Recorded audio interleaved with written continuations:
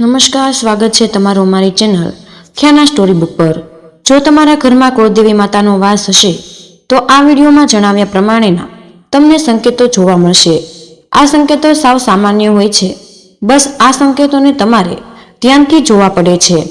આ સંકેતોમાં તમારે ઘરે રાખેલા મંદિરમાં તમને મળી શકે છે, ઘરના આંગણામાં પણ જોવા મળી શકે છે અને ઘરમાં રહેલા કોઈ પણ પરિવારના સભ્ય પણ જોવા મળી શકે છે।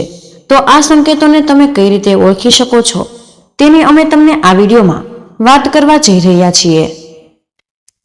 આ જાણકારી આપણા જૂના શાસ્ત્રોમાં પણ આપેલી છે, તે મુજબની માહિતી છે, તો ખાસ દરેક મિત્રોને આ વિડીયોને અંત સુધી જરૂરથી સાંભળજો અને નિહાળજો। આ વિડીયો આપના ઘર અને પરિવાર માટે ખૂબ જ ઉપયોગી સાબિત થઈ શકે છે। આ વિડીયોમાં અમે તમને એટલા ખૂબ જ ઉપયોગી સંકેત જણાવ્યા છે કે સંકેતોની વાત કરીએ તેના પહેલા એકવાર આ વિડીયોને લાઈક કરી અને કમેન્ટ બોક્સમાં જય માતાજી જરૂરથી લખી નાખજો, જેથી કરીને કુળદેવી માતાની કૃપા આપ સૌ પરિવાર પર બની રહે। તો ચાલો મિત્રો વિડીયોની શરૂઆત કરીએ। નંબર 1, જે ઘરમાં કુળદેવી માના આશીર્વાદ રહેલા હોય છે તે ઘરમાં હંમેશા એક અલૌકિક વાતાવરણ બની રહેશે। તેથી ખાસ મિત્રો, જો ઘરમાં કોઈ પણ કારણ વગર ઝઘડા થતા હોય છે તો સમજવું કે જાણ્યા અજાણ્યા માતાજી આપનાથી નારાજ થયા છે, જેથી ઘરમાં સુખ શાંતિ રહેતી નથી। અને આવા સંજોગોમાં નિયમિત રીતે માતાજીની સેવા પૂજા કરો અને સાચા મનથી કામ ના કરે કે ઘરમાં સુખ શાંતિ રહે અને સુગંધિત અગરબત્તી પ્રગટાવો, જેથી ઘરનું વાતાવરણ પ્રફુલ્લિત રહેશે અને સકારાત્મક ઉર્જાનો સંચાર વાસ થશે।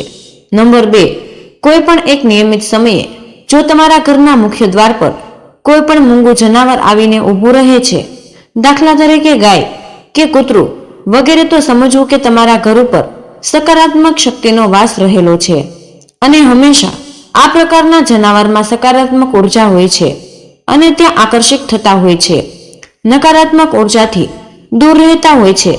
જેથી આવા સંજોગોમાં જો કોઈ મૂંગાજીવ આપના ઘર ઉપર આવીને ઊભા રહે અને આંગણે ઊભા રહે છે તો તેમને અવશ્ય ખોરાક આપવો જોઈએ, તેનાથી તમને બમણો લાભ થશે। નંબર 3, મિત્રો, ઘરના આંગણામાં જો તમને ક્યારેય પણ જસુંદર આટા ફેરા મારતી જણાય છે તો એ એક સંકેત છે કે તમારા ઘર પર માતા લક્ષ્મીજીના આશીર્વાદ હંમેશા બનેલા રહે છે, જેથી તમારા ઘરમાં હંમેશા સુખ અને સમૃદ્ધિ, ધન દોલત આવતી રહેશે। જેથી શાસ્ત્રો પ્રમાણે ઘરના આંગણામાં છછુંદરનું આવવું તેને શુભ પણ માનવામાં આવે છે।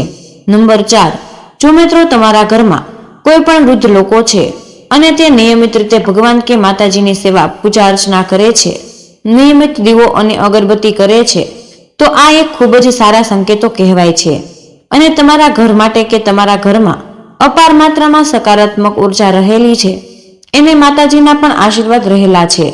કારણ કે શાસ્ત્રોમાં એવું કહેવાયું છે કે જે ઘરમાં નિયમિત રીતે વૃદ્ધ લોકો ભગવાનની સેવા પૂજા કરે છે અને ભગવાનની સેવા પૂજા કર્યા પછી તે ઘરમાં હંમેશા સુખ શાંતિ રહે છે, ઘરની અંદર કોઈ પણ પ્રકારના રોગો પણ પ્રવેશી શકતા નથી અને પરિવાર હંમેશા સુખ અને સમૃદ્ધિના માર્ગ પર ચાલતો રહે છે। નંબર 5, મિત્રો, આપણા બધાના ઘરમાં એક મંદિર તો હોય જ છે અને મંદિરમાં આપણે દીવો પ્રગટાવતા હોઈએ છીએ। તો મિત્રો, ખાસ તમે નિરીક્ષણ કરજો કે તે દીવો કોઈ પણ રીતે બુજી ના જાય, કારણ વગર અચાનક જ બુજવા લાગે તો સમજવું કે આપની આજુબાજુમાં ઘરમાં કોઈ નકારાત્મક ઉર્જાનો વાસ રહેલો છે। જો આપના ઘરમાં આવું થવા લાગે તો સવાર સાંજ કપૂર અને ગુગળનો ધૂપ કરવો, તેનાથી કોઈ પણ પ્રકારની નકારાત્મક ઉર્જા હશે તે દૂર થઈ જશે। નંબર 6, મંદિરમાં નિયમિત રીતે સાફ સફાઈ કરી શકતા નથી છતાં પણ મંદિર એકદમ સુંદર અને રૂપાળું લાગી રહ્યું હોય તો આ પણ એક સંકેત છે કે માતાજી તમારા ઘરના આંગણે બિરાજમાન છે। કારણ કે જે પણ મંદિરમાં માતાજી બિરાજમાન હોય છે તે મંદિર હંમેશા સ્વચ્છ અને રૂપાળું લાગવા લાગે છે। તમે મંદિરની સામે ઊભા રહો છો તો પણ તમને એક અલગ જ ઉર્જાનો અનુભવ થવા લાગે છે।